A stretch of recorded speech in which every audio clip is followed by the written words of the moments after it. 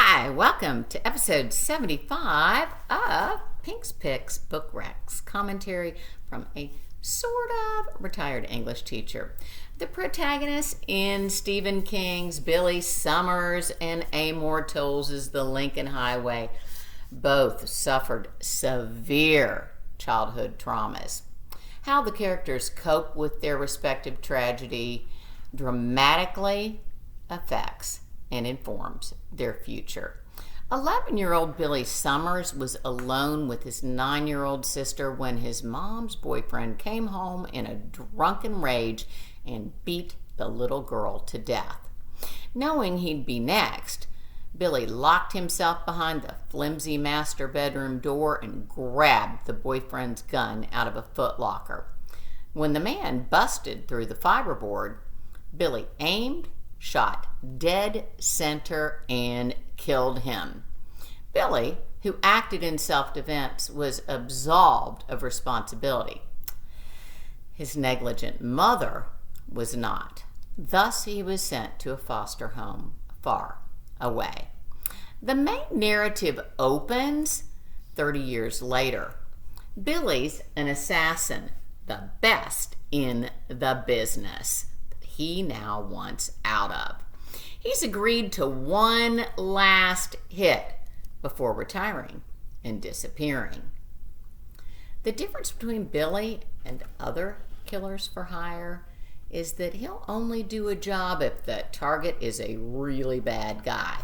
The problem for Billy is that the people who hire him are nearly as bad, if not worse, than those he's contracted to kill. Towles' Emmett Watson was 17 years old when he got in a fight and killed a boy.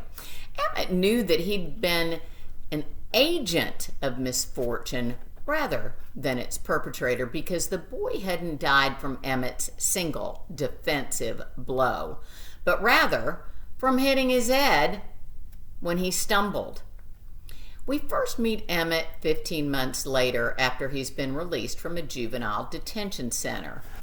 He's returned home to care for his 8-year-old brother after their dad commit suicide.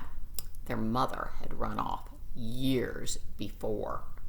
Emmett wants a fresh start, but his plans get sidetracked when he discovers that 2 delinquents from his reformatory had stowed away in the trunk of the warden's car, the same vehicle that had transported Emmett. They'd snuck out when Emmett was dropped off. Critical to both Billy's and Emmett's characterization is their shared belief in cleaning the slate, paying off all that you owe, and collecting all that you're due. In order for their metaphorical books to be balanced, both characters embark on a cross-country road trip. Emmett's pilgrimage takes him from Nebraska to Manhattan on the titular Lincoln Highway, of course, during the summer of 1954. Billy's trip begins in the summer of 2019 in an unnamed city that sits east of the Mississippi and just below the Mason-Dixon line and ends in Colorado. Both novels begin with apt epigraphs and are narrated primarily from third-person perspectives. Lincoln begins from Emmett's point of view, but later rotates between that of 7 other characters who are all a part of Emmett's journey. Each of these characters acts as a foil to one of the others. King, meanwhile, cleverly crafts Billy's stories through dual narratives. His present is revealed during his latest job, and his past via a story he's writing as David Lockridge, an author, one of Billy's many covert identities. King distinguishes between these narratives using different fonts. Both books are rife with literary allusions and references, and there's a reading motif as well. Woohoo!